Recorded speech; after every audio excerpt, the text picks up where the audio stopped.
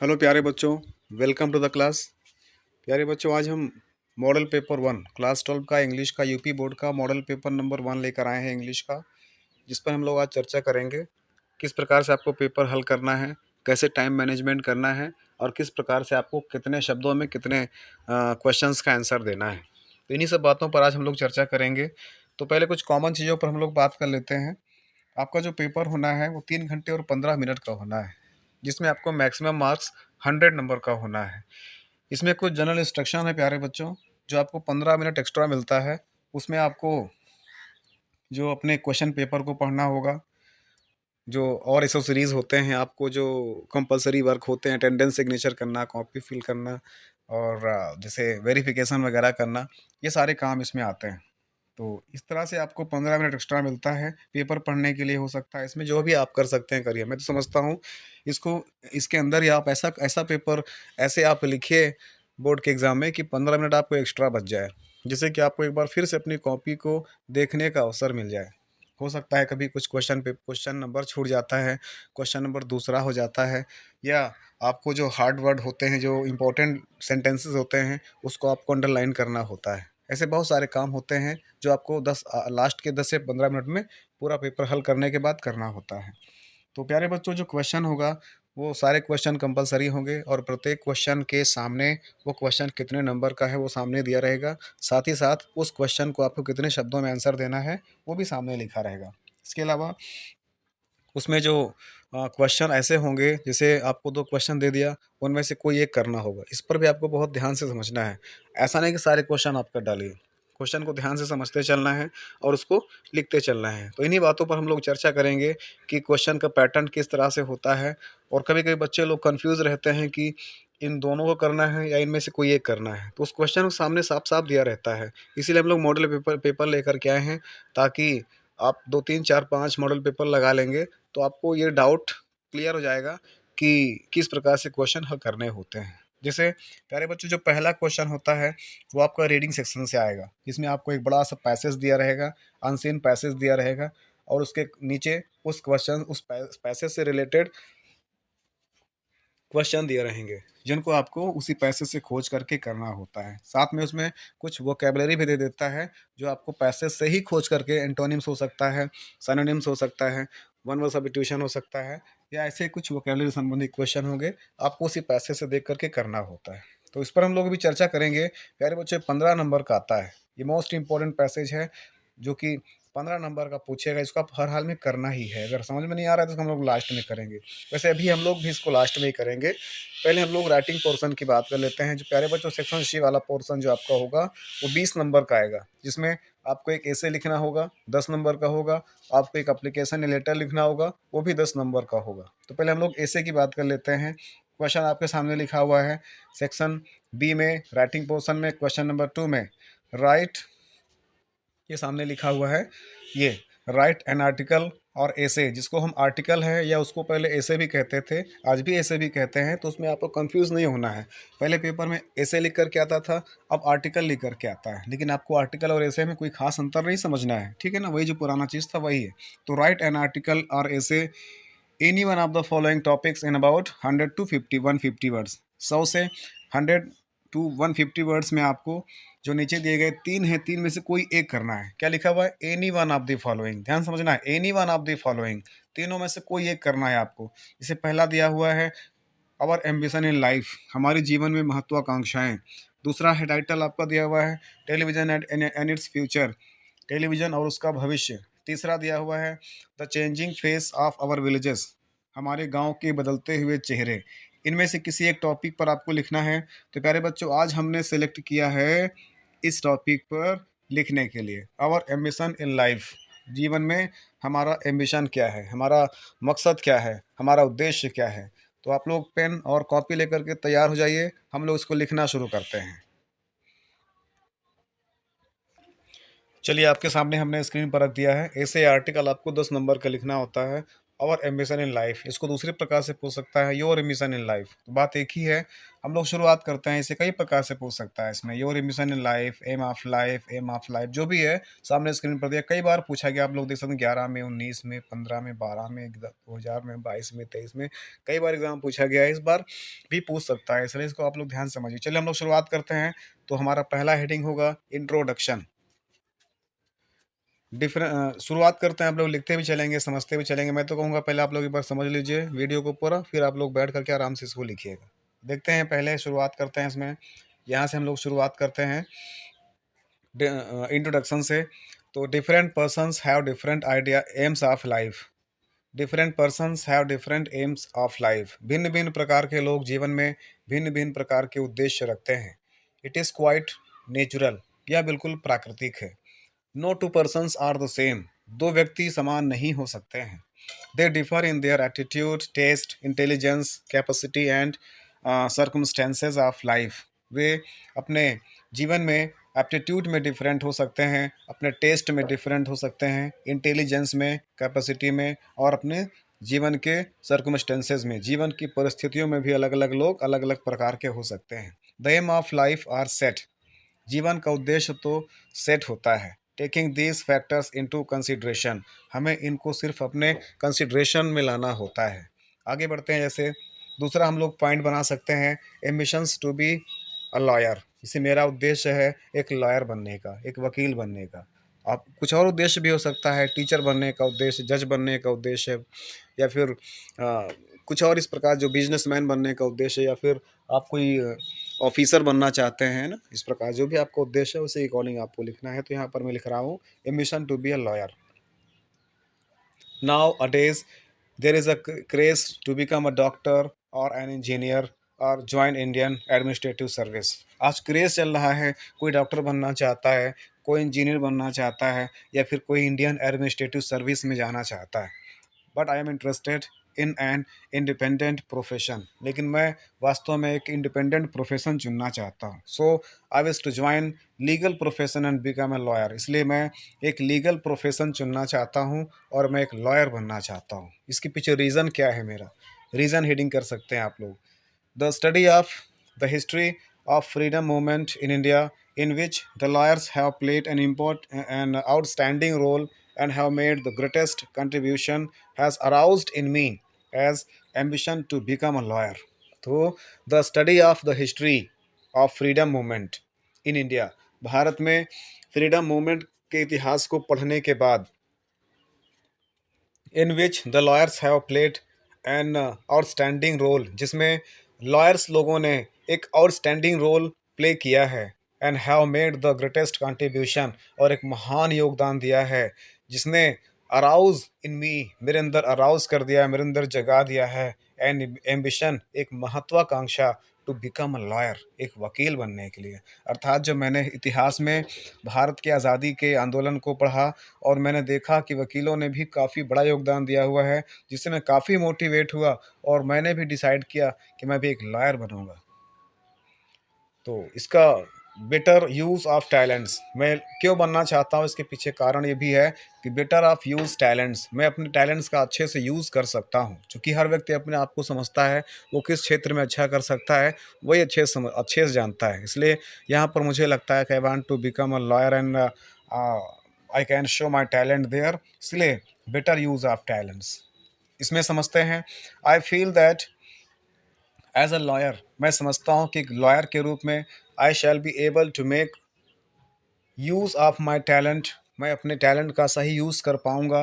To shine not only in the profession, केवल अपने profession में ही चमकने का नहीं, but also play in an effective role in the social and national life. मैं सोशल और नेशनल लाइफ, देश के सोशल और नेशनल लाइफ में भी अच्छा प्रभाव बना सकता हूँ, या अच्छा एक इम्पॉर्टेंट रोल प्ले कर सकता हूँ।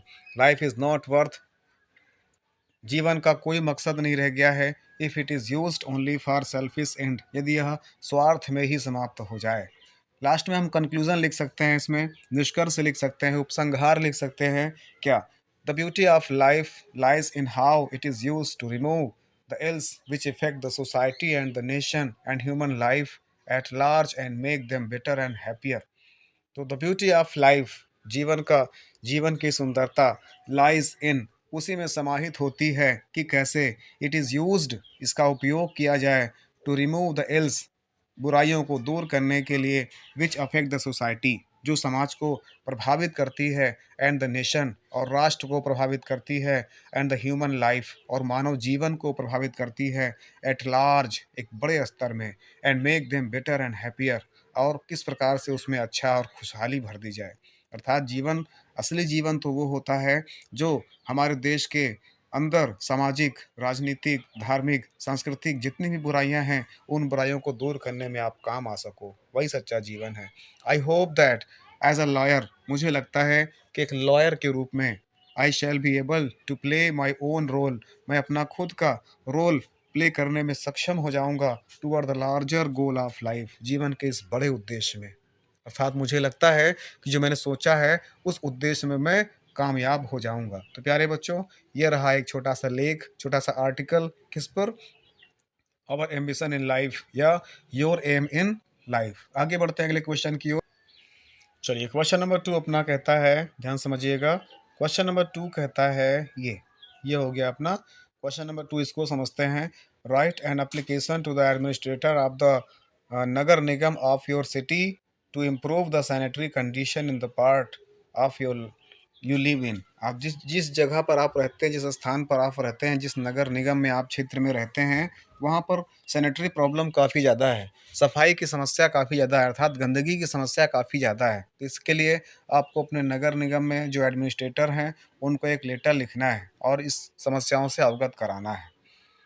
चलिए, लिखते हैं इसमें, इसको भी आपको नोट डाउन करना है, फेयर कॉपी में नोट डाउन करना है, एटलीस्ट 2 या 3 टाइम्स आपको इसको रिपीट भी करना है। चलिए पढ़ते हैं, समझते हैं।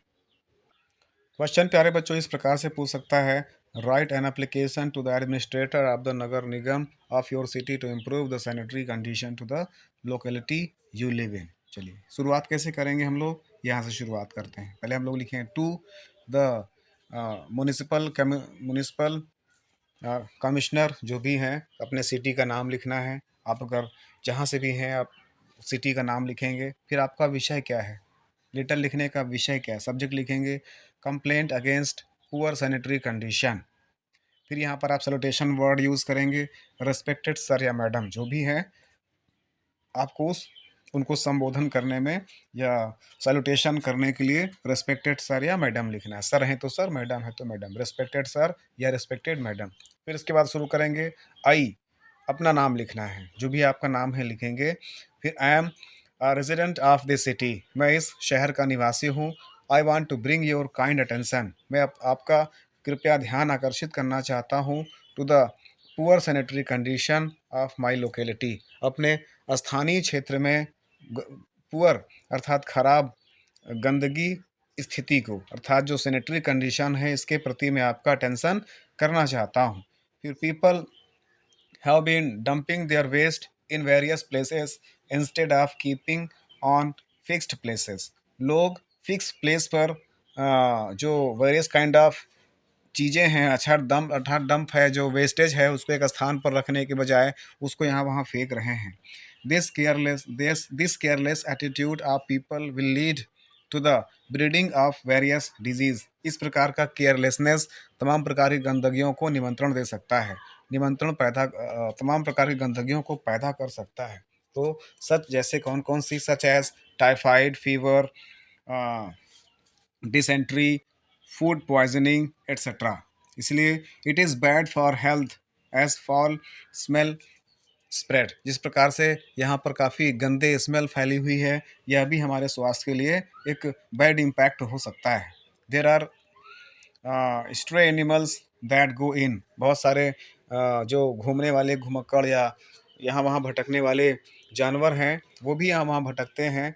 Collect the garbage and spread it across the road, way garbage या कूड़े करकट को खींचते हैं और सड़क पर उसको फैला देते हैं। Which causes an inconvenience to the resident of our locality, जिस कारण से हमारे लोकेलिटी में रहने वाले रेजिडेंशियल के लिए एक इनकन्वेंस इकट्ठा करता है, अर्थात एक समस्या खड़ी करता है।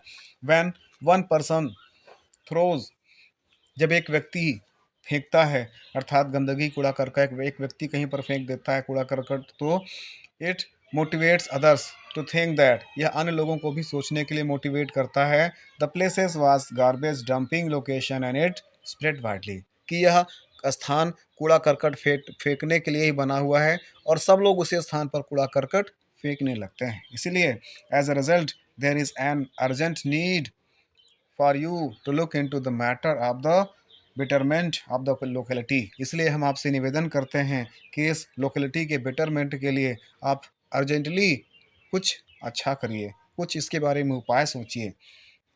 आई विल बी ग्रेटफुल, हम आभारी रहेंगे, if you could get it resolve as early as possible, यदि आप संभव हो सके जितनी जल्दी उतनी जल्दी इस समस्या से हमें मुक्त करा सकें। As it is becoming the burden to the members of our locality, क्योंकि यह हमारे रहने वाले निवासियों के लिए एक बोझ बनता जा रहा है। तो इतना लिखने के बाद थैंक यू लिख देंगे आप लोग। इसके बाद your truly X Y Z, जो भी आपका नाम है वो आप अपना नाम यहाँ पर लिख देंगे। चलिए हम लोग अगले क्वेश्चन तरफ बढ़ते हैं। प्यारे बच्चों, इसको नोट करते चलिएगा। ये आपके सामने जो लिखा हुआ है इसको स्क्रीन शॉट ले लीजिए चाहे अभी से, इसको आप लोग नोट करते चलिएगा। आगे बढ़ते हैं हम लोग। चलिए हम लोग ग्रामर पोर्शन में आते हैं, सेक्शन सी में आते हैं। ग्रामर पोर्शन में क्वेश्चन नंबर 4 है, लिखा हुआ है choose the correct option to answer the following question. ये आपका 10 मार्क्स का होना है बेटा, 2 मार्क्स का होगा, 5 क्वेश्चन दिए रहेंगे। ए में है जैसे द किंग डाइड, राजा मर गया। हेयरलेस, देखो हेयरलेस हेयरलेस हेयरलेस और एयरलेस लिखा हुआ है, इसमें आपको देखना है। द किंग डाइड, राजा मर गया, यहाँ पर होगा वैसे बिना, हेयरलेस मीन्स क्या हो जाएगा, बिना उत्तराधिकारी के। अब उत्तराधिकारी के इंग्लिश में क्या होगा आप बताइए, उत्तराधिकारी के इंग्लिश में क्या होगा ये आप लोग खोज करके बताइएगा। स्पेलिंग सामने है, बताएं आप लोग। वेरी गुड, कुछ लोग टिक लगा रहे होंगे। ये हेयरलेस ये होगा ना, HEIR ऐसे लगाते हैं आप लोग, डाउटफुल रहेंगे थोड़ा सा। ये हो जाएगा HEIRLESS। हेयरलेस मीन्स होता है उत्तराधिकारहीन, हेयर मीन्स होता है उत्तराधिकारी, हेयरलेस में होता है बिना उत्तराधिकारी के। चलिए अगला क्वेश्चन देखते हैं प्यारे बच्चों। अगला क्वेश्चन है the phrase crocodile tears means, crocodile tears means क्या होता है, घड़ियाली आंसू। क्या होता है क्रोकोडाइल टीयर्स मीन्स, क्या होता है घड़ियाली आंसू। कहीं पर मिलेगा इसमें, क्रोकोडाइल मतलब बनावटी आंसू, एक प्रकार से झूठे आंसू कह सकते हैं। हाँ बताएं आप लोग। वेरी गुड, ये हो जाएगा प्यारे बच्चों, ये ए नंबर ही हो जाएगा।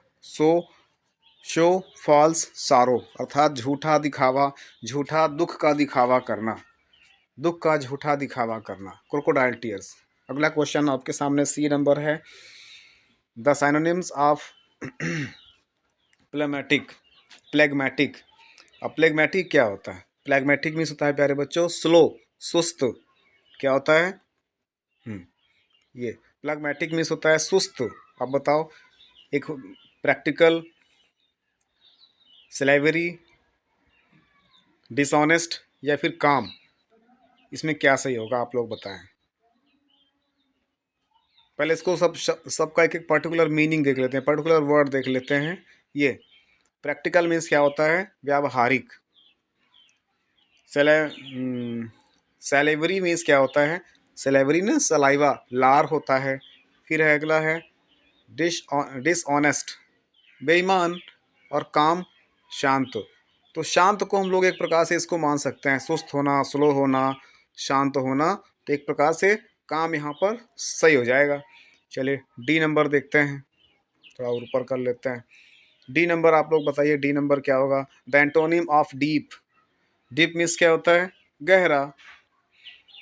तो मैप, साउंड, सॉलो, डिस्टर्ब्ड।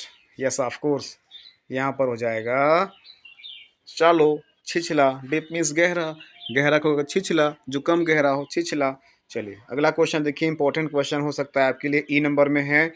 ई नंबर आपके लिए इंपॉर्टेंट हो सकता है, a government of the people, by the people and for the people. Monarchy होता है, ओलर्की होता है, ओलिगार्की होता है, या प्लूटोक्रेसी होता है या डेमोक्रेसी होता है? यस, डेमोक्रेसी के नाम सुनते ही सबके चेहरे में हंसी आ गई हो, खुशी आ गई होगी। तो यहाँ पर the right answer is democracy. Democracy का डेफिनेशन भी है, प्रजातंत्र लोकतंत्र का परिभाषा भी है क्या? A government of the people, by the people and for the people. लोगों के लिए, लोगों की, लोगों के द्वारा चुनी गई सरकार को ही डेमोक्रेसी बोलते हैं। तो बाय द वे ये तो सारे शब्द हैं, लेकिन एक एक करके हम लोग इसको सबको देख लेते हैं। जैसे पहला हमारे सामने क्या है, ये लिखा हुआ है, ये मोनार्की लिखा हुआ। मोनार्की मीन्स क्या होता है? राजतंत्र होता है, जहाँ पर राजा का तंत्र, राजा का शासन होता है, राजा के द्वारा राजा का ही पुत्र राजा बनता है। फिर इसके बाद क्या है? ओलिगैर्की। ओलिगैर्की मीन्स होता है प्यारे बच्चों कुलीन तंत्र, याद रखिएगा। ओलिगैर्की मीन्स होता है कुलीन तंत्र, अर्थात कुल का ही शासन, राजा के बाद उनका बेटा, उनका बेटा, फिर उनका बेटा। फिर क्या है? प्लूटोक्रेसी। ये होता है धनिक तंत्र, जहाँ सबसे धनी व्यक्ति होता है वो राजा बनता है, जिसके पास धन ज़्यादा है वो राजा बन जाता है। लास्ट में क्या है? डेमोक्रेसी। तो democracy is the right answer. Question number 5 बताएंगे आप लोग। क्वेश्चन नंबर 5 पढ़ते हैं। Change any one of the following sentences into indirect speech. आपको नीचे दिए दो क्वेश्चन हैं, दो में से कोई एक करना है। अच्छा बच्चों देखो क्या लिखा है, any one of the following sentences. तो यहाँ पर दो लिखे हुए हैं ना, दोनों में से आपको कोई एक करना है, दोनों नहीं करना होगा, ठीक है ना? वही बताना चाह रहा था। मॉडल पेपर समझने का मतलब ये होता है, मॉडल पेपर सॉल्व करने का मतलब ये होता है कि आपको ये चीज़ भी मालूम चल जाएगी कि आपको कितने क्वेश्चन अटेंड करने हैं। अनावश्यक रूप से आप अटेंड करेंगे तो आपको मार्क्स तो मिलेगा नहीं, साथ में आपको लास्ट में समय भी कम पड़ जाएगा। ठीक, तो चलिए तो क्वेश्चन नंबर 5 क्या कहता है? Change any one of the following sentences into indirect speech. चलिए हम लोग स्लाइड पे चलते हैं, तब समझ में आएगा आपको अच्छे से। ये चलिए सामने आपके आ गया है। Change any one of the following sentences into indirect speech. पहला सेंटेंस आपके सामने लिखा हुआ है, ही सेड थैंक यू। ये आपके सामने लिखा हुआ है, ही सेड थैंक यू।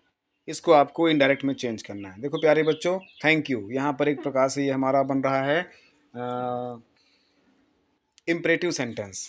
तो इम्परेटिव सेंटेंस बहुत इजी है, इसमें हो जाएगा हम लोग, ही थैंक्ड मी, उसने मुझे धन्यवाद दिया। ही सेड थैंक यू, उसने कहा धन्यवाद, अर्थात उसने मुझे धन्यवाद दिया।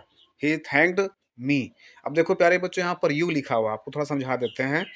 यहाँ पर यू लिखा हुआ है सामने, लेकिन यह चूंकि ये बदलेगा ऑब्जेक्ट के अनुसार, अब ऑब्जेक्ट नहीं दिया हुआ है, तो हमने यहाँ पर अपने को मान लिया है कि उसने मुझको कहा, उसने मुझे कहा थैंक यू, इसलिए मैंने यहाँ पर अपने लिए आई लिख दिया है, तो हो जाएगा ऑब्जेक्टिव में मी हो जाएगा। आप इसको अपने अनुसार दूसरा भी चेंज कर सकते हो, he thanked him, he thanked them, he thanked अस, जो आपका मन करे वो आप बना सकते हैं।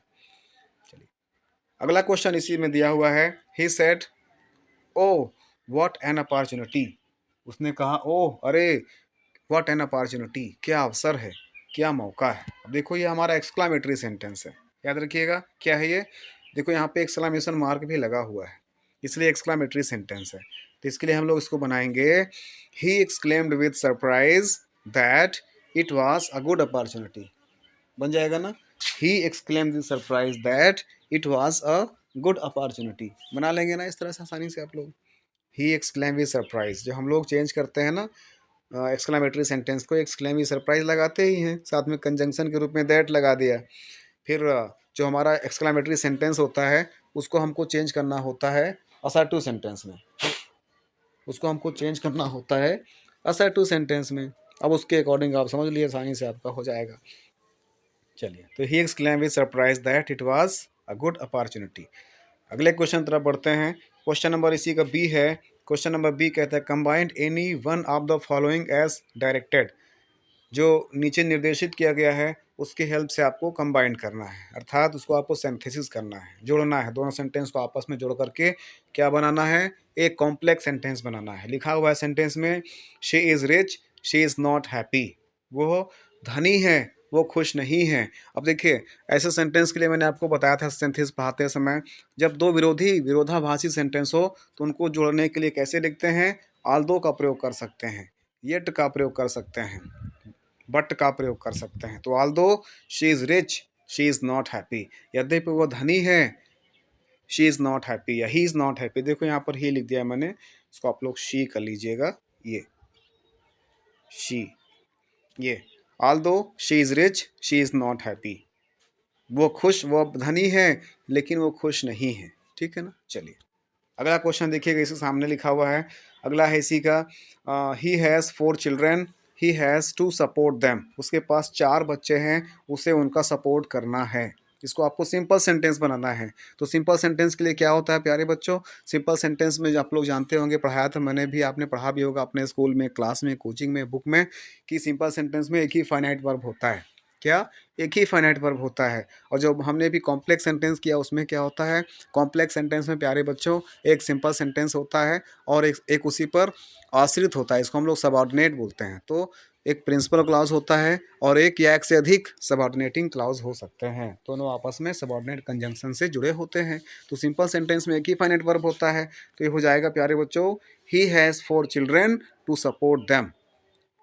उसके 4 बच्चे हैं उनका सपोर्ट करने के लिए, he has 4 children to support them. चलिए आगे बढ़ते हैं। इसी क्वेश्चन नंबर सी कहता है, change any one of the following as directed. Change करना है इसको, चेंज करने मतलब क्या हुआ, इसको आपको ट्रांसफॉर्मेशन करना है। ट्रांसफॉर्मेशन, वाक्य के रूप को बदलना है बिना भाव को बदले हुए। पहला सेंटेंस है, summon the fire brigade. Summon the fire brigade, summon means बुलाइए, the fire brigade, fire brigade को बुलाइए। इसको आपको चेंज करना है पैसिव वॉइस में। एक्टिव वॉइस क्या होता है, जिसमें सब्जेक्ट होता है प्लस वर्ब होता है प्लस ऑब्जेक्ट होता है। जब उसको पैसिव वॉइस में चेंज करते हैं तो पहले ऑब्जेक्ट आ जाएगा, सब्जेक्ट की जगह पे ऑब्जेक्ट आ जाएगा, और ऑब्जेक्ट की जगह पे सब्जेक्ट हो जाएगा, और वर्ब किस में आ जाएगा, थर्ड फॉर्म में आ जाएगा। तो क्या हो जाएगा ये, let the fire brigade be summoned. Clear, let the fire brigade be summoned. चलिए अगला क्वेश्चन है इसमें, the king took shelter in the hermit's hut. राजा ने साधु के झोपड़ी में शरण लिया। इसे हमें चेंज करना है कॉम्प्लेक्स सेंटेंस में। याद है ना कॉम्प्लेक्स सेंटेंस, एक प्रिंसिपल क्लॉज और एक या एक से अधिक सबऑर्डिनेटिंग क्लॉज, और दोनों जुड़े होंगे सबऑर्डिनेटिंग कंजंक्शन से। तो हो जाएगा, the king took shelter in a hut which belong to the hermit. राजा एक झोपड़ी में शरण लिया, विच जो कि साधु का था, हर्मिट का था, संत का था। तो राजा ने उस झोपड़े में शरण लिया जो कि एक साधु का था, एक हर्मिट का था। क्वेश्चन नंबर डी में आते हैं प्यारे बच्चों। क्वेश्चन नंबर डी कहता है, correct correct any one of the following. जो सेंटेंस नीचे दिए गए हैं उनमें से किसी एक को आपको करेक्ट करना है। हालांकि हम दोनों करेक्ट करके देखते हैं। पहला सेंटेंस लिखा हुआ है, सन राइजेस इन ईस्ट। गलत हो गया ना, हमने हमेशा क्या पढ़ा है, the sun rises in the east. तो जो यूनिक चीज़ें होती हैं, अद्वितीय चीज़ें होती हैं, उनके पहले हमको द लगाना होता है, और दिशाओं के पहले भी द लगाना होता है। तो क्या हो जाएगा सही इसका आंसर, करेक्ट क्या होगा, the sun rises in the east. क्या, the sun rises in the east. अगला क्वेश्चन देखते हैं, करना आपको सिर्फ एक ही है लेकिन हम दोनों करेंगे यहाँ पर। चलिए दूसरा क्वेश्चन कह रहा है, ही गेव, इसको दूसरा बना लेंगे। ये दूसरा कहता है, he gave alm to the beggar. उसने भिखारी को भिक्षा दिया। एल्म नहीं होता है, क्या होता है हमेशा, he gave arms to the beggar. याद रखिएगा, ये हमेशा एस लगता है इसमें, ये आल्म नहीं होता है, एल्म्स होता है, ALMS। इसको आर्म्स बोलते हैं, एल साइलेंट कर सकते हैं, एल्म्स। तो he gave alms to the beggar, याद रहेगा ना, एल्म्स होता है हमेशा। चलिए अगले क्वेश्चन तरफ बढ़ते हैं। क्वेश्चन नंबर ई कहता है, use any one of the following pairs of words in your sentences to make the difference in their meaning clear. अर्थात मीनिंग क्लियर करने के लिए 2 पेयर ऑफ वर्ड दिए रहेंगे जिनका उच्चारण एक जैसा रहेगा, जिनका स्पेलिंग भी डिफरेंट रहेगा, जिनका मीनिंग भी डिफरेंट रहेगा। क्या, उच्चारण समान रहेगा, उनका मीनिंग भी डिफरेंट रहेगा, उनका स्पेलिंग भी डिफरेंट रहेगा। इसे हम क्या बोलते हैं, इसे हम होमोफोन्स बोलते हैं। क्या बोलते हैं, होमोफोन्स बोलते हैं। सामने आपके स्क्रीन पर लिखा हुआ है PAIL पैल और PALE पैल। इन दोनों को आपको सेंटेंस क्लियर करना है। तो शुरुआत करते हैं पहले पैल से, PAIL। प्यारे बच्चों, पैल मीन्स होता है बाल्टी। PAIL पैल मीन्स बाल्टी होता है। हमें बाल्टी लिखना नहीं है बोर्ड के एग्जाम में, हमें इसको सेंटेंस बनाना है PAIL यूज करके, जिससे कि उसका मीनिंग क्लियर हो जाए। मैंने सेंटेंस बनाया हुआ आपके लिए, the little boy helped his grandmother by carrying a pair of water, a pail of water. तो the little boy helped his grandmother. छोटे बच्चे ने अपनी दादी माँ की हेल्प की, by carrying a pair of water, एक बाल्टी पानी ले जा करके। तो एक बाल्टी पानी ले करके उस छोटे बच्चे ने अपनी ग्रैंड मदर की हेल्प किया। अब दूसरा क्या बचता है, PALE। चलो इसको देखते हैं। PALE, पैल मीन्स है धुंधला, धुंधला होना, पैल धुंधला होना अर्थात साफ ना दिखाई पड़ना, चेहरे की रौनक डाउन हो जाना, धुंधला दिखाई पड़ना, या चेहरे की जो सुंदरता है वो नष्ट हो जाना, उसको बोलते हैं पैल होना, पीला पड़ जाना, चेहरे चेहरे में झुर्रियाँ आ जाना। सेंटेंस क्या बना सकते हैं, the pale moon shown on the काम वाटर। काम वाटर अर्थात शांत पानी में वो धुंधला मून, धुंधला चंद्रमा चमकता है। जब आप वाटर में देखेंगे, शाम को पानी में देखेंगे तो चंद्रमा साफ नहीं दिखेगा, धुंधला ही दिखेगा। तो वही यहाँ पे लिखा हुआ है, the pale moon shown on the काम वाटर। शांत जल में चंद्रमा धुंधला दिखाई दे रहा था। चलिए, करना सिर्फ आपको एक ही है। क्या करना सिर्फ आपको एक ही, एक का मतलब इन दोनों को करना है। ये या तो आप ये करिए, क्या लिखा है, एनी ऑफ द फॉलोइंग, या तो आप इन दोनों को करिए या फिर आप इन दोनों को करिए। ठीक है ना, या तो आप इन दोनों को करिए या तो इन दोनों को, इनमें से कोई एक नहीं करना प्यारे बच्चों। आप लिखेंगे ये वाला करेंगे तो फिर पैल और पैल इन दोनों में अंतर आपको बताना पड़ेगा, या फिर आप वेल और वेल करेंगे तो इन दोनों में आपको अंतर बताना ही पड़ेगा। ऐसा नहीं कि इसमें से एक कर लो, इसमें से एक कर लो, ऐसा नहीं हो सकता है। या तो आप in pair of word use करिए या तो फिर आप ये पेयर ऑफ वर्ड यूज़ करिए। तो मैं दोनों करके आपको दिखा देता हूँ। इस पे हम लोग आते हैं वेल और वेल। तो प्यारे बच्चों, जो वेल है, VAIL, वेल मीन्स होता है घूंघट। सेंटेंस बना के देखते हैं। द ब्राइड वोर अ ब्यूटीफुल वेल। दुल्हन ने एक सुंदर घूंघट पहन रखा था। दूसरा क्या वर्ड है, VALE। वेल मीन्स है घाटी। घाटी होता है ना, पहाड़ों में घाटियां बनी होती हैं, पहाड़ घाटी, तो ये सब होता है। तो उसको सेंटेंस बना सकते हैं, आई सा द हिल्स एंड वेल्स। मैंने पहाड़ और घाटियां देखी। मैंने पहाड़ और घाटियां देखी। ठीक। तो इस प्रकार से ये हमारा हो गया। हम्म चलिए, अब हम लोग आते हैं ट्रांसलेशन की तरफ। देखो, ट्रांसलेशन भी आपका 10 मार्क्स का होता है प्यारे बच्चों। ट्रांसलेशन भी आपका 10 मार्क्स का होना है। 10 मार्क्स का होना है या 6 मार्क्स का होना है, एक बार क्लियर कर लीजिएगा। 5 मार्क्स का होना है। यस, आपका जो ट्रांसलेशन है वो 5 मार्क्स का होना है। ठीक। चलिए, ट्रांसलेशन आपका 5 मार्क्स का होना है। पहले एक बार इसको पढ़ लेते हैं। रात अंधेरी थी, घड़ी में 12 बज रहे थे, कुत्ते भी नहीं भौंक रहे थे। मैं गहरी नींद में सो रहा था। मैं जोरों की आवाज़ सुनकर एकाएक जाग उठा। मैंने देखा सभी लोग एक ही ओर भाग रहे थे। कुछ लोग पानी लिए जा रहे थे, कुछ धूल लिए जा रहे थे, कुछ लोग अपने हाथों में लाठी लिए हुए थे और कुछ खाली हाथ भी जा रहे थे। कुछ देर में मैं समझ ना सका कि क्या बात है। मैं खाट पर लेटा रहा। कुछ देर में आसमान में ढेर सारा धुआं और रोशनी दिखाई पड़ी। ज्ञात हुआ कि एक मकान में आग लगी हुई थी और सब लोग भाग गए थे, किंतु एक माँ अपने बच्चे के साथ उस मकान में जल रही थी। माँ के महान प्रेम को कौन नहीं जानता। माँ का प्यार निस्वार्थ प्रेम का सबसे उत्कृष्ट उदाहरण है। अब इसको समझाने के लिए हमको लाइन बाय लाइन चलना पड़ेगा। जैसे रात अंधेरी थी, इसका ट्रांसलेशन कर लेते हैं। फिर घड़ी में 12 बज रहे थे, इसका ट्रांसलेशन कर लेते हैं, जिससे कि आपको समझने में आसानी होगा। चलो हम लोग लाइन बाय लाइन शुरू करते हैं। जैसे पहला सेंटेंस आपके सामने है, रात अंधेरी थी। इसका इंग्लिश में हो जाएगा, द नाइट वॉज डार्क, या फिर it was the dark night. The night was dark. घड़ी में 12 बज रहे थे। It was 12 o'clock by the watch. घड़ी में 12 बज रहे थे। It was 12 o'clock by the watch. फिर है, कुत्ते भी नहीं भौंक रहे थे। इसका इंग्लिश में हो जाएगा, even the dogs were not barking. कुत्ते भी नहीं भौंक रहे थे। इवन मीन्स भी, even the dogs were not barking.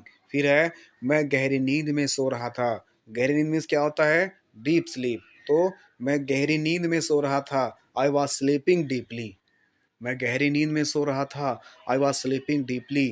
फिर है, मैं जोरों की आवाज़ सुनकर एकाएक उठ गया। एकाएक मीन सडनली। तो क्या हो जाएगा, I woke up suddenly after hearing a loud voice.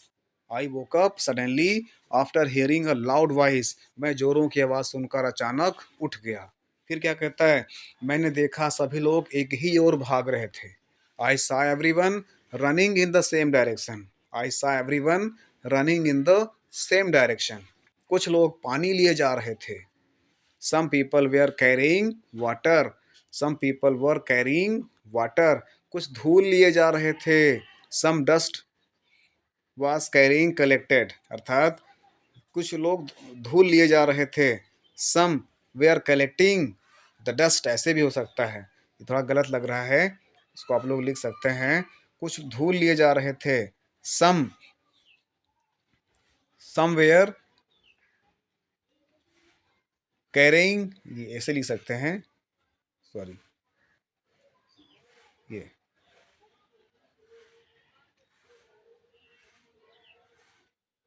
समवर carrying dust, ये समवर कैरिंग डस्ट, कुछ धूल लिए जा रहे थे।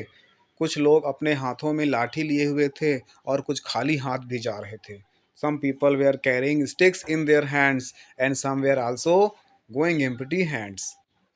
फिर है, कुछ देर में समझ न सका कि क्या बात है। For some time I could not understand what was the matter, मैं खाट पर लेटा रहा। I remained lying on the cot, cot means खाट, चारपाई। I remained lying on the cot, कुछ देर में आसमान में ढेर सारा धुआं और रोशनी दिखाई पड़ी। After some time a lot of smoke and light was seen in the sky, ज्ञात हुआ कि एक मकान में आग लग गई थी और सब लोग भाग गए थे। It was learned that a house had cout fire and every one had fled, किंतु एक माँ अपने बच्चे के साथ उस मकान में जल रही थी। But a mother was burning in that house along with her child, माँ के प्रेम को कौन नहीं जानता। Who doesn't know the great love of mother, माँ का प्यार निस्वार्थ प्रेम का सबसे उत्कृष्ट उदाहरण है। Mother's love is the best example of selfless love. तो प्यारे बच्चों, ये था हमारा ट्रांसलेशन। अब हम लोग आ जाते हैं लिटरेचर पोर्शन की तरफ। सेक्शन डी वाला पोर्शन देखते हैं। सेक्शन डी पोर्शन में पहला क्वेश्चन कहता है, क्वेश्चन क्या लिखा हुआ है इसमें मैं आपको बता देता हूँ। ऐसे ही इसमें लिखा हुआ है, answer the following question in about 40 words. आपको इन प्रश्नों को 40 शब्दों में उत्तर देना है। ये शॉर्ट आंसर टाइप में है, 40 शब्दों में उत्तर देना है। इसमें ए में 2 क्वेश्चन दिए रहेंगे और बी में भी 2 क्वेश्चन दिए रहेंगे। तो ए में से एक क्वेश्चन करना है, बी में से एक क्वेश्चन करना है। तो ए में से हम सब करके देखते हैं। हम लोग यहाँ सब करेंगे, आपको बोर्ड के एग्जाम में सब नहीं करना है। क्वेश्चन आपके सामने है, आपको 30 से 40 शब्दों में उत्तर देना है, 30 to 40 वर्ड्स में उत्तर देना है। What was the bulletin board, how was it important, bulletin board क्या था और ये कैसे इंपॉर्टेंट था। हमने आंसर सामने रख रखा है। The bulletin board was an official information, bulletin board एक ऑफिशियल इंफॉर्मेशन था। Giving, official information giving board था to the people of that area, उस एरिया के लोगों के लिए। तो जो बुलेटिन बोर्ड था उस एरिया के लोगों के लिए ऑफिशियल इंफॉर्मेशन गिविंग बोर्ड था, अर्थात जो ऑफिसर्स के द्वारा दिए जाने वाला आदेश था उसको उस बोर्ड पर ही दिया जाता था। और इसका एक्सप्लेनेशन देखते हैं। इट वॉज इम्पोर्टेंट, ये इम्पोर्टेंट था, बिकॉज इट इम्प्रूव्ड, यहाँ पे ये सेंटेंस, ये वर्ड हटा देंगे। इट वॉज इम्पोर्टेंट बिकॉज, यह महत्वपूर्ण था क्योंकि it provided all in important official orders और news of the country to the people of that area, क्योंकि यह उस एरिया के लोगों के लिए तमाम प्रकार के ऑफिशियल ऑर्डर्स और न्यूज़ दिया करता था। तो पूरा पढ़ लेते हैं। The bulletin board was an official information giving board to the people of that area. It was important because it provided all information official order और news of the country to the people of that area. अगला question, या तो ये वाला करिए या तो फिर दूसरा कर सकते हैं। दूसरा क्वेश्चन सामने दे रहा हूं मैं।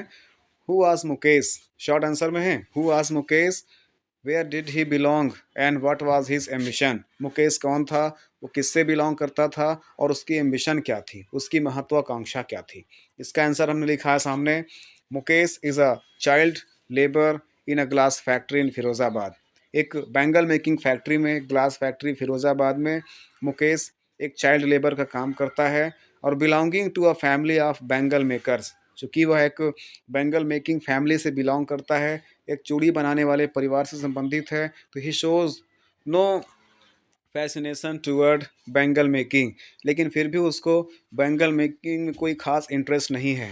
Instead of being his own master, खुद का मालिक होने की बजाय, अर्थात वो खुद का मालिक होना चाहता है, उसको बनाने के बजाय वो कुछ और काम करना चाहता है। He dreams of becoming a motor mechanic, वो वास्तव में एक मोटर मैकेनिक बनना चाहता है। तो उसको जो अपना फैमिली प्रोफेशन है, जो अपने पूर्वजों के द्वारा दिया गया प्रोफेशन है, उसमें उसको इंटरेस्ट नहीं है। He want to become his own master, he want to become a motor mechanic. तो आंसर मैंने क्या लिखा है प्यारे बच्चों, फिर से एक बार रिपीट करता हूँ। Mukesh is a child labour in a glass factory in Firozabad, belonging to a family of bangle makers. He show no fascination toward bangle making, and instead of being his own master, he dreams of becoming a motor mechanic. देखिए, 7A में से आपको जो मैंने सामने दिया ना आपको, या तो फिर आप ये क्वेश्चन करिए, या फिर आप ये क्वेश्चन करिए। इन दोनों में से कोई आपको एक ही क्वेश्चन करना है, दोनों नहीं करना है, ठीक। ऐसा करेंगे तो गलत हो जाएगा। तो 7 क्वेश्चन जो है वो ए और बी दो भागों में डिवाइड होगा। ए में से आपको एक क्वेश्चन करना है, ठीक है ना, इन दोनों में से कोई एक करना है। उसी तरह से मैं और आगे बता रहा हूँ आपको। देखिए, बी, 7 का बी, इसमें भी 2 क्वेश्चन रहेगा, इसमें भी कोई एक करना है। 7A में से एक करना है, 7A में से एक करना है, 7B में से एक करना है। तो ये वाला करके देखते हैं। क्वेश्चन है, what terror did Douglas have in his heart, how. William Douglas के अंदर किस प्रकार का डर बैठ गया था, उनके दिल में किस प्रकार का डर बैठ गया था, और हाउ, और कैसे बैठ गया था। इसका आंसर आपके सामने मैंने लिख रखा है। Misadventure at the YMCA pool where in Douglas was thrown into the deep. कहते हैं एक मिस एडवेंचर होता है जिसमें YMCA पूल में, जिसमें डगलस को उठा करके फेंक दिया जाता है end of the pool by the big boy, एक बड़े से लड़के के द्वारा। Made Douglas afraid of water, जिससे डगलस को पानी से भय लगने लगा। तो जो YMCA रिवर था, उसमें जब डगलस एक बार ऐसे गया हुआ था तैरने के लिए, तैरना सीखने के लिए, तो एक बिग ब्रूसर्स बॉय था, वो उठा करके उसको बीच पानी में, जहाँ पर 9 फीट गहरा था, साइड साइड में 3 फीट गहरा था, लेकिन बीच में 9 फीट गहरा था, और अभी डगलस को तैरना ठीक से नहीं आता था, और वो उसको उठा करके पानी में फेंक देता है, जिससे उसको पानी के प्रति डर पैदा हो जाता है। और he went down into the water 3 times, वो 3 बार पानी में डूबा, अर्थात एक बार डूबा, फिर किसी प्रकार से बच करके ऊपर आया, फिर डूबा, फिर ऊपर आया, फिर डूबा, फिर ऊपर आया, but fail to come up, लेकिन बार बार वो ऊपर आने में कामयाब नहीं हो सका। अर्थात तैरना उसको आता नहीं था, किसी प्रकार ज़मीन में पैर मारता था, ऊपर तो आ जाता था, लेकिन ऊपर आने के बाद तैर नहीं पाता था, फिर नीचे डाउन हो जाता था। Though he was ultimately saved, अंततः वो बच तो गया, लेकिन a terror of water develop in him, लेकिन उसके अंदर एक पानी का भय उत्पन्न हो गया। His lungs filled with water, और उसके लंग्स में पानी तक भर गया था।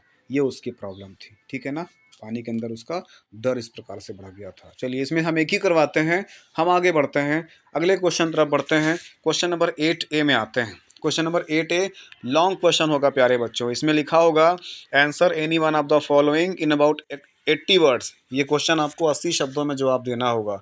80 शब्दों में कम से कम आपको 10 लाइन लिखना होगा, 10 से 12 लाइन लिखना होगा, ठीक। चलिए, क्वेश्चन कह रहा है, who was Saheb, what was the plight that compelled him to wander into in the street of Delhi for rag picking. Saheb कौन था, वो दिल्ली की गलियों में रैक पिकिंग करने के लिए मजबूर क्यों था। रैक पिकिंग में क्या होता है, कूड़ा करकट इकट्ठा करना। तो कूड़ा उठाने के लिए वो दिल्ली की गलियों में मजबूर क्यों था। इसका आंसर सामने लिखा हुआ है, साहेब वाज अ रैक पिकर। साहेब जो है, साहेब का पूरा नाम क्या था, चलो कमेंट करके आप लोग बताइए साहेब का पूरा नाम क्या था। तो साहेब वाज अ रैक पिकर, साहब एक रैक पिकर था। हु हैड लेफ्ट ढाका, जिसने ढाका, ढाका मीन्स बांग्लादेश, बांग्लादेश छोड़ करके आकर के इंडिया में दिल्ली के कुछ गलियों में रहने लगे थे। And came in search of gold in the big city of Seemapuri, और सीमापुरी में कुछ गोल्ड की तलाश में आकर के रहने लगे थे। गोल्ड का मतलब यहाँ पर वो गोल्ड नहीं है, खजाना वाला गोल्ड नहीं है। गोल्ड का मतलब कुछ खाने पीने के लिए अर्न करने में, रैक पिकिंग करना उनका गोल्ड था। उनके लिए वो एक प्रकार से वही सोना था, जो किसी का पेट भर सके वही उनके लिए खजाना है। तो कूड़ा करकट बिन करके अपना पेट भरते थे, उनके लिए वही खजाना था। आगे बढ़ते हैं। His house and the lush green grounds of Dhaka were destroyed by the storm. तेज तूफान में उनका घर और उनका खेत उनका सब कुछ जो हरियाली थी उनके गांव में सब नष्ट हो गया था तूफान में। The memory of their houses was not far away. अब उनके घर की यादें उनके दिमाग में भी नहीं बची थी। Saheb was a very poor child. Saheb एक गरीब बच्चा था।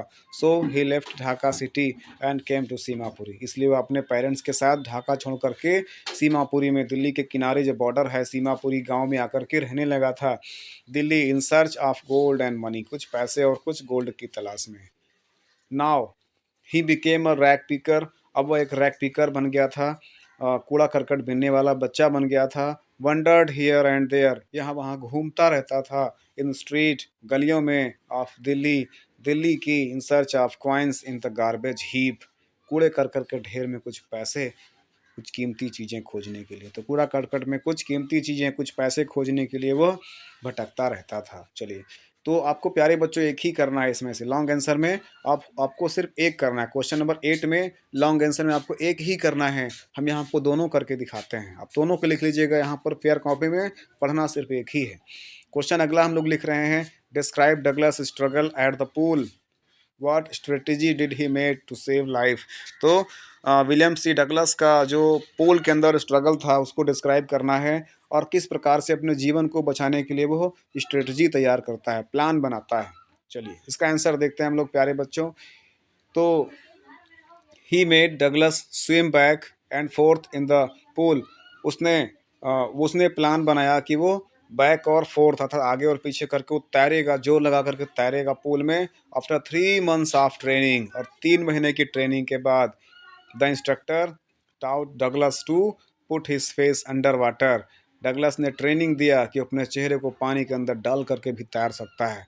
एंड ब्रीथ आउट अर्थात जब सांस लेना हो तो एक्सेल करना हो तो पानी के अंदर मुंह डाल करके सांस छोड़ना है। And to raise his nose and breathe in, और इसके बाद नाक को ऊपर करके सांस लेना है। अर्थात जब सांस छोड़ना हो तो पानी के अंदर सांस छोड़ना है, और जब श्वास खींचना हो तो पानी से बाहर श्वास खींचना है। इस प्रकार से वो प्रैक्टिस करता रहा। ही रिपीटेड दिस एक्सरसाइज 100 टाइम्स। तो कई बार, सैकड़ों बार उसने इस अभ्यास को किया, बिट बाय बिट, और थोड़ा थोड़ा करके, धीरे धीरे। He get rid of the terror that gripped him. वह डर जिसने उसको ग्रिप कर लिया था, जकड़ लिया था, उस डर से अपने आप को वो दूर कर लेता है। तो इस प्रकार से उसने अपने जीवन को बचाया था। तो प्यारे बच्चों, ये था लॉन्ग क्वेश्चन आंसर। इसको पढ़ना है, बार बार पढ़ना है, बहुत बार पढ़ना है। इतनी बार पढ़ना है कि बोर्ड के एग्जाम में आए तो छूटने ना पाए, क्योंकि अच्छे नंबर हैं इसमें भी आते हैं आपको।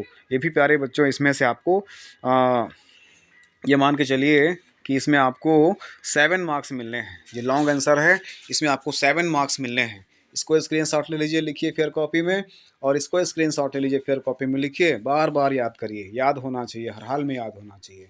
चलिए आगे बढ़ते हैं हम लोग। क्वेश्चन नंबर 9 प्यारे बच्चों जो अपना होगा वो पोएम पूछेगा, जिसे आपका प्रोज से पूछता है ना, प्रोज से पूछेगा एक पैसेज। उसी प्रकार से पोएट्री से आपका एक पैसेज पूछेगा। चलिए उसको देखते हैं हम लोग। सामने पहले पढ़ लेते हैं। क्वेश्चन क्या लिखा है, read the following extract carefully and answer the question that follow. आपको पैसेज पढ़ना है, उसका उत्तर देना है। स्टेंजा पढ़ना है, उसका उत्तर देना। Driving from my parents home to Kochi last Friday morning, I saw my mother beside me, those open mouthed, her face of ashen like that of a corpse. चलिए समझते हैं आप लोग ना, फिर से एक बार मैं देख लेता हूँ ये कहाँ से लिया गया है। माई मदर एट 66 से लिया गया है। कमला दास जी इसकी पोएट हैं। तो driving from my parents home to Kochi last Friday, पिछले फ्राइडे को होम से कोची आते समय मैं अपने पेरेंट्स के बगल में बैठी हुई थी। बिसाइड मी, और मेरी आई saw my mother beside me morning, अर्थात सुबह जब हम जा रहे थे तो मैं अपनी माँ को अपनी बगल में बैठे हुए देखा। डोज ओपन माउथ, मैंने देखा कि उनका मुंह खुला हुआ है और वो ऊँघ रही हैं, उनको नींद आ गई है। हर फेस एसन लाइक दैट, और उनका चेहरा बिल्कुल मुरझाया हुआ था, उसी प्रकार से like that of a corps, जैसे किसी मृत शरीर का होता है, अर्थात जैसे कोई मरे हुए व्यक्ति का शरीर दिखाई पड़ता है, उसी प्रकार मेरी माँ का शरीर पूरा चेहरे में झुर्रियाँ थी, मुंह खुला हुआ था और वो खर्राटे लेके सो रही थी। चलिए देखिए पहला क्वेश्चन इसमें दिया हुआ है, from where was the poet driving and when. कहाँ को कवि जा रही थी और कब जा रही थी। सामने लिखा ना, from where was the poet driving, कहाँ से, कभी जा रही थी, एंड व्हेन, और कब जा रही थी। तो इसका आंसर हम आपको बता देते हैं। देखिए क्या लिखा हुआ था इसमें, driving from my parents home to Kochi last Friday morning. Last Friday morning कहाँ जा रही थी वो, होम टू कोची, अपने पेरेंट्स के साथ, ये लिखना है। इसका आंसर कैसे लिखेंगे, the poet was driving from her parents home to Kochi last Friday morning भी कर सकते हैं। लास्ट फ्राइडे मॉर्निंग को वो अपने पेरेंट्स के साथ होम से कोची जा रही थी।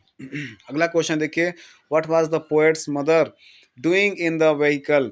तो व्हीकल में उनकी मदर क्या कर रही थी, मैंने क्या बोला था, मुंह खोल करके सो रही थी। तो इसमें आंसर क्या हो जाएगा, द पोएट सा her mother dosing open mouth beside her in the car. Car में अपने बगल में अपनी माँ को देखा कि उनकी माँ मुंह खोल करके डोजिंग कर रही थी, सो रही थी। अगला क्वेश्चन है, how was the face of the poets mother look like.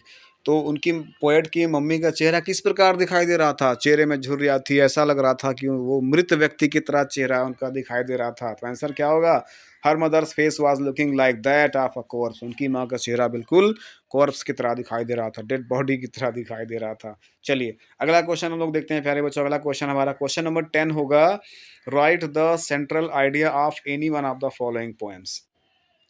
आपको क्वेश्चन नंबर 10 जो आपका होगा वो आपको पोएम सेंट्रल आइडिया लिखने के लिए आएगा।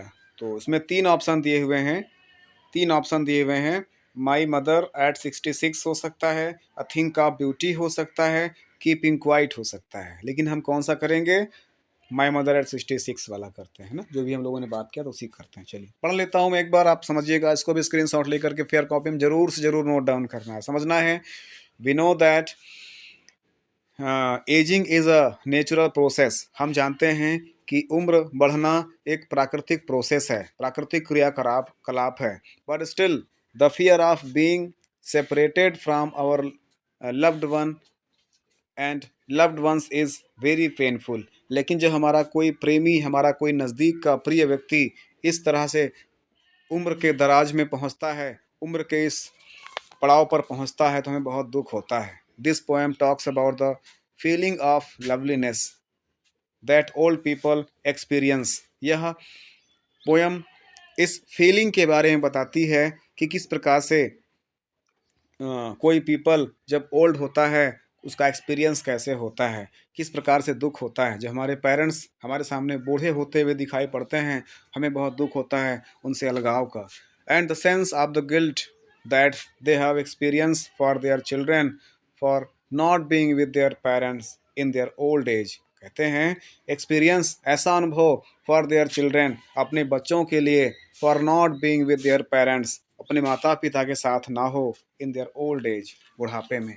अर्थात वो सोचते हैं जिस प्रकार से हम यंग हैं उसी प्रकार से हमारे माता पिता भी रहें, बूढ़े होते जा रहे हैं तो हम भी एक दिन ऐसा होगा और हमारा उनका जो है जो लगाव है वो टूट जाएगा, एक दिन वो हमको छोड़कर चले जाएंगे, इसका दुख होता है। The poem here also explores the feelings of sadness and pain. यह पोएम एक प्रकार से दुख और सैडनेस को भी बताती है, दैट अ मदर एक्सपीरियंसेस, जो कि एक माँ अनुभव करती है, when she leaves one of her daughter, कि जो वो जब अपनी माँ को छोड़ती है। Her mother was in an old age in her own right, क्योंकि उसकी माँ उन्हीं के सामने बूढ़ी होती हुई दिखाई पड़ रही थी। अर्थात जब कमला दास जा रही थी मदर को छोड़ करके, कोच्चि जा रही थी, तो उसने देखा कि मेरी माँ बूढ़ी हो रही हैं और एक समय ऐसा आएगा जब मैं अपनी माँ से अलग हो जाऊंगी, मेरी माँ भी मृत्यु हो जाएगी उनकी। तो इस बात को लेकर वो काफ़ी दुखी होती हैं। उसी को याद करके उन्होंने एक पोएम लिखा है जिस टाइटल दिया है जिसका, my mother at 66, written by Kamala Das. चलिए क्वेश्चन नंबर 11 देखो प्यारे बच्चों, क्वेश्चन नंबर 11 अपना कहता है, देखो भाई क्वेश्चन नंबर 11 आपका जो है वो शॉर्ट स्टोरी से होगा। पहले हम लोग क्वेश्चन नंबर 11 में भी ए, जिसे आप लोग प्रोज में किए थे ना, ए और बी दो होगा, एक में दो क्वेश्चन होगा और बी में भी दो क्वेश्चन होगा। तो ए में दो में से एक करना है, बी में दो में से एक करना है। तो देखिए पहला क्वेश्चन नंबर 11, क्वेश्चन किस प्रकार से पूछेगा, answer the following question in about 40 words, 40 शब्दों में आपको उत्तर देना है। क्वेश्चन है, what was the third level and where was situated. Third level क्या था और ये कहाँ पर स्थित था। थर्ड लेवल क्या था और ये कहाँ पर स्थित था? तो इसका आंसर हो जाएगा प्यारे बच्चों, the third level refers to the subway of the Grand Central Station. यहाँ पर जो थर्ड लेवल है वो ग्रैंड सेंटर स्टेशन के जो सबवे है, जो उपमार्ग है, उसके बारे में बताता है। That takes passenger to Galesburg Illinois, जो कि लोगों को गैलिसबर्ग इलिनॉइस को ले जाता है, एक स्थान का नाम है ये। The third level on the station was a medium of escape of Charlie the narrator from the harsh realities of modern life. तो the third level of the station, जो स्टेशन का जो थर्ड लेवल था, was a medium of escape, वो एक बचने का माध्यम था चार्ली का, द नरेटर, जो कि इस कथांक इसका नरेटर है इस कहानी का, from the harsh realities of modern life, ये जो आधुनिक जीवन है उसके प्रति कटाक्ष के बारे में, अर्थात जो हमने पुरानी चीज़ों को खो दिया है, हम आधुनिकता के इस दौर में कितने आधुनिक हो गए हैं कि पुरानी चीज़ों को खो दिए हैं।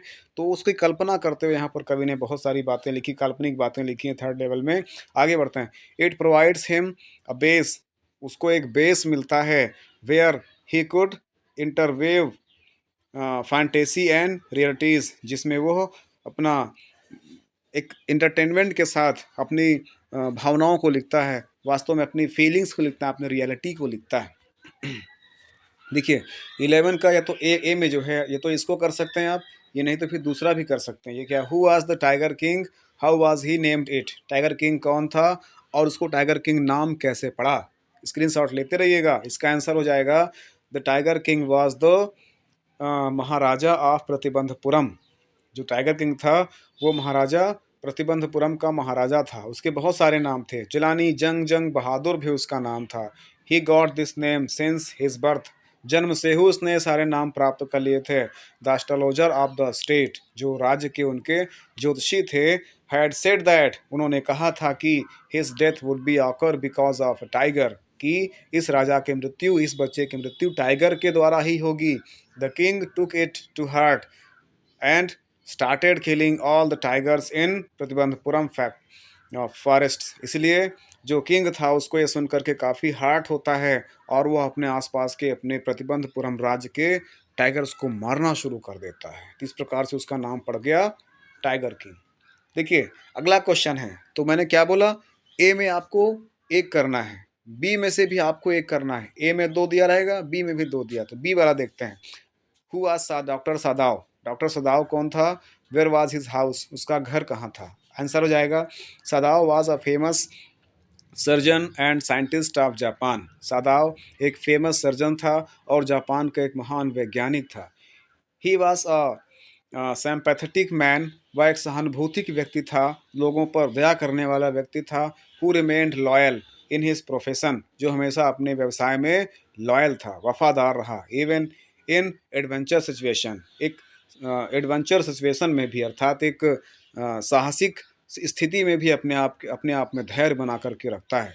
ही lived in his ancestral square stone house, वह अपने पूर्वजों के बनाए हुए पत्थर के घर में रहता है। इन जापान, जापान में, which was build upon rock, जो कि एक चट्टान के ऊपर बना हुआ था।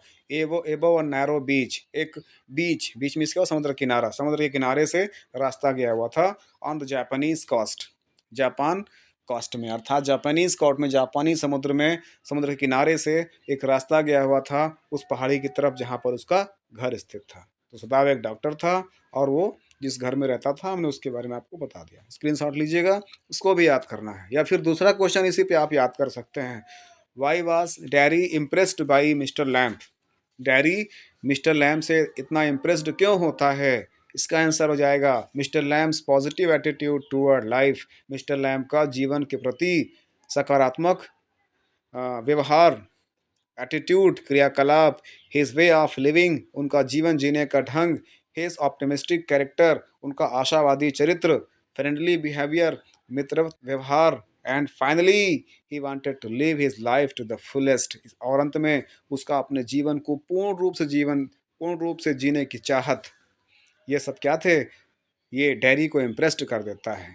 तो these are the qualities of Mister Lamb that attracted Derry towards him, और ये सारे क्वालिटीज़ थी मिस्टर लैम्ब के, जिस कारण से डैरी उनकी तरफ अट्रैक्ट होता है।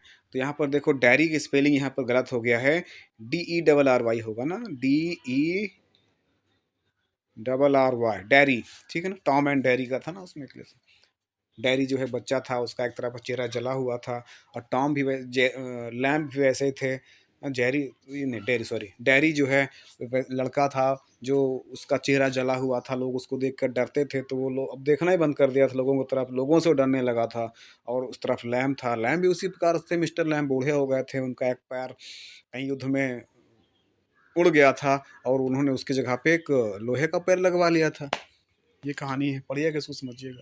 चलिए, तो हम लोग आते हैं लास्ट क्वेश्चन में। लॉन्ग आंसर जो है जो हमारा शॉर्ट स्टोरी है उसका लॉन्ग आंसर भी आएगा आपका। लॉन्ग आंसर जो है क्या दिया हुआ, answer any one of the following question in about 80 words, 80 शब्दों में आपको उत्तर देना होगा, दो में से एक करना होगा। तो हम दोनों करते हैं यहाँ पर। पहला क्वेश्चन देखिए, लिखा who was doctor Sadao, how did he meet Hana and married to her, और who played an important role in their marriage and how. इसका आंसर देखते हैं। डॉक्टर सदाव कौन थे? तो Sadao was a famous surgeon and scientist of Japan. Doctor Sadao एक surgeon थे और जापान के एक महान साइंटिस्ट भी थे। He was a sympathetic man who remained loyal in his profession. वह एक सहानुभूतिक व्यक्ति थे जो अपने व्यवसाय के प्रति प्रोफेशनल थे, लॉयल थे। Even in adventure situation, adventure की सिचुएशन में भी, अर्थात परेशानी के समय में भी। He lived his ancestral square stone house in Japan which was built upon rock. चट्टान के ऊपर बने हुए जापान में वह अपने प्राचीन पूर्वजों के घर में ही रहते थे, जो कि पत्थर का बना हुआ था। बीच, एबो अ नैरो बीच, एक पतले बीच के बीच में, अर्थात समुद्र किनारे। On the Japanese coast, Japanese coast में। शॉर्ट आंसर में भी हम लोग इसको लिख चुके हैं, थोड़ा सा और लिखना है। इस मिलती कैसे हैं वो अपने जो वाइफ थी, जो लड़की थी, हेना थी, उससे कैसे मिलता है, इसका भी आंसर देख लीजिए। तो Sadao and Hana met at an American professor's house. Sadao और हेना अमेरिकन प्रोफेसर के घर में मिलते हैं, वहाँ पर दोनों पढ़ने गए थे, वही मुलाकात होती है। दे फेल इन लव, वो उन दोनों को प्रेम हो गया था। But he did not marry her till they had finished their studies, लेकिन तब तक उसने शादी नहीं किया उस लड़की से जब तक उसकी पढ़ाई पूरी नहीं हो गई। व्हेन दे रिटर्न बैक, जब वो वापस आते हैं, Sadao's father confirm that the girl was of pure Japanese race. जब उनके पापा ये संतुष्ट हो गए जान करके कि ये लड़की भी प्योर जापानी रेस की है, जापानी जाति की ही है, जापानी लड़की ही है, तो after this he consented and both they are married according to their customs. इसके बाद दोनों के फादर जो है, दोनों के पेरेंट्स आपस में मिलते हैं, इसके बाद प्लान बनता है और दोनों की शादी होती है, अरेंज मैरिज होती है एक रीति रिवाज के तहत। तो प्यारे बच्चों, दूसरा क्वेश्चन इसमें पूछ सकता है, दोनों में से एक ही करना है, हम लोग दोनों कर लेते हैं। व्हाट वाज द वो ऑफ महाराजा। तो महाराजा का शपथ क्या था, वो मिस शपथ, महाराजा का शपथ क्या था। How did he fulfil it, उन्होंने कैसे इसको पूरा किया। What danger did he face, और किस प्रकार की कठिनाइयों का उसने सामना किया। किसमें का, ये टाइगर किंग का ही है। आंसर देखते हैं। महाराजा वुड, महाराजा ने शपथ लिया कि ही would attend all other matters only after killing the 100 tigers. 100 tiger मारने के बाद ही वो अपना राजकाज संभालेगा, क्योंकि जो ज्योतिषी उन्होंने आदेश दिया, उन्होंने प्रिडिक्ट किया था, भविष्यवाणी किया था, फॉरटेल किया था, फॉरकास्ट किया था उस बच्चे के बारे में, जब वो बच्चा था राजा, कि 99 टाइगर तो आसानी से मार लेंगे, लेकिन 100वां टाइगर जो है वो आपको मारेगा। हालांकि जब उन्होंने टाइगर मार लिया था तो उसको बुलाते हैं, मदुरई के जो भी राजा रहे हैं, वो सॉरी यही राजा जो थे, बुलाते हैं जो उसी को, जिसने कहा था बचपन में, जो बच्चा, जब ये टाइगर किंग बच्चे थे तो उस टाइम में कहा गया था कि इसकी मृत्यु टाइगर के द्वारा होगी। लेकिन जब वो एक टाइगर मार लेता है राजा, तो फिर बुलाता है उसको, आपने कहा था ना कि हम टाइगर मार लेंगे या टाइगर हमको मार लेगा, लेकिन अब तो हम टाइगर को मार लिए हैं, अब तो हम नहीं मरेंगे ना। तो कहता नहीं महाराज, 99 टाइगर तो आप आसानी से मार लोगे, लेकिन जो 100 टाइगर होगा ना, वो आपके मृत्यु का कारण बनेगा। तो राजा ने कहा ठीक है, मैं 100 टाइगर पहले मारूंगा, उसके बाद फिर मैं राजकाज संभालूंगा। ये मैटर था। तो वही है, the maharaja would he would attend to all other matters only after killing the 100 tigers. राजा ने शपथ लिया कि वो पहले 100 टाइगर मारेगा, इसके बाद फिर अन्य कार्यों में वो हिस्सेदारी निभाएगा। इनिशियली इनिशियली और अंततः द किंग, धीरे धीरे करके, the king seemed well set realise his ambition, वो अपनी इच्छाओं को मतलब धीरे धीरे करके वो अपनी एम्बिशंस को रियलाइज पूरा करता हुआ आगे बढ़ रहा था। Not that he face no danger, और हाँ ऐसा नहीं कि उसने कठिनाई का सामना नहीं किया, अर्थात धीरे धीरे वो टाइगर को मारता जा रहा था, लेकिन ऐसा नहीं कि बड़ी आसानी से टाइगर मार ले रहा था। 100 टाइगर मारना इतना आसान काम नहीं है। 100 टाइगर मारते मारते जो है, जिसने भविष्यवाणी किया था ना, वो पहले ही टपक गया था। अभी भी उसको 100 टाइगर मारना बाकी था। टाइगर मारते मारते इतना हो गया कि उसके राज्य में टाइगर ही नहीं बचे थे। दूसरे राज्य में जाना पड़ा, किस लिए? शादी करनी पड़ी पहले दूसरे राज्य में, ससुराल आता जाता तो वहाँ भी टाइगर मारते मारते फाइनली क्या होता है देखते हैं। तो not that he face no danger, ऐसा नहीं कि उसने खतरे का सामना नहीं किया। देयर वेर टाइम्स, ऐसा समय भी आ गया था, when the bullet missed it's arm mark, जब बुलेट, जब गोली, जब बंदूक की गोली अपने निशाने से चूक गई थी। और there were time when the bullet missed its marks, ऐसा समय आ गया था जब गोली अपने निशाने को चूक गई थी। और the tiger leaped up him, और टाइगर उनकी तरफ उछलता है। ही फाउट द बीस्ट, और उस वो विशाल काय जानवर से लड़ते हैं। विथ हिज बेयर हैंड, अपने खाली हाथों से, अर्थात केवल नेकेड हैंड, अपने खाली हाथों से उनको लड़ना पड़ता है। ऐसा भी अवसर आ गया था। तो प्यारे बच्चों, ये था आपका एक फुल मॉडल पेपर। जो आपका अनसीन पैसेज है, वो अनसीन पैसेज आप लोग स्क्रीनशॉट ले लीजिएगा, उसको आप लोग सॉल्व करिएगा। पैसेज आप लोग पढ़ लीजिएगा, मैं उसका आंसर आपको अभी करा देता हूँ। चलिए देखते हैं, अनसीन पैसेज वाला भाग देखते हैं। चलिए, अनसीन पैसेज का पहला क्वेश्चन अपना कह रहा है, पहला क्वेश्चन कह रहा है, according to the narrator what is the prerequisite for producing happiness for the masses after gaining independence. चलिए आप लोग अनसीन पैसेज को अपने से पढ़ लीजिएगा, मैं इसका आंसर आपको लिखवा दे रहा हूँ। इसका आंसर ये सामने है। The prerequisite for producing happiness for the masses after gaining independence is to have a sound, that honest character. If we have such character, only then all things work. दूसरा question है, उसमें पढ़िएगा आप लोग, लिखा हुआ है, why does the narrator lay so much emphasis on education of girls. इसका आंसर आपके सामने है, बिकॉज वुमेन या girls are responsible for the अन upbringing of a family and their level of education is important. That's why the narrator emphasizes so much on education of girls. इसके बाद question number 3 है प्यारे बच्चों, question number 3 देख लेते हैं। 3 है, सी नंबर कहता है, why does he say that before gaining independence our task was simple। इसका आंसर हो जाएगा, in the old age our task was only to fight, to rest, freedom, and house and another and carry on work. ये था question number D है इसी का, why according to the narrator is being free a more serious state. इसका answer हो जाएगा, we are in very serious time because we are free. If we have not got freedom the task would have been less serious. In the old days our task was only to fight, to wrest, freedom, enthuse one another and carry on the work. तो प्यारे बच्चों, ये था आपका model paper number 1। इससे संबंधी हमने जो ग्रामर पोर्शन मेरा फोकस था मेन, मैंने उसको पूरा किया। आई होप आपको अच्छा लगा होगा। अगर आपको ये क्लास अच्छी लगी हो, इसी प्रकार की क्लास और चाहते हैं, तो कमेंट बॉक्स में कमेंट करके मुझे मोटिवेट करें। चैनल पर पहली बार आए हैं तो वीडियो को लाइक करें, चैनल को सब्सक्राइब करें, दोस्तों को शेयर करें। मिलते हैं इसी प्रकार से अगली क्लास में, तब तक के लिए thanks for watching the video. जय हिंद, वंदे मातरम।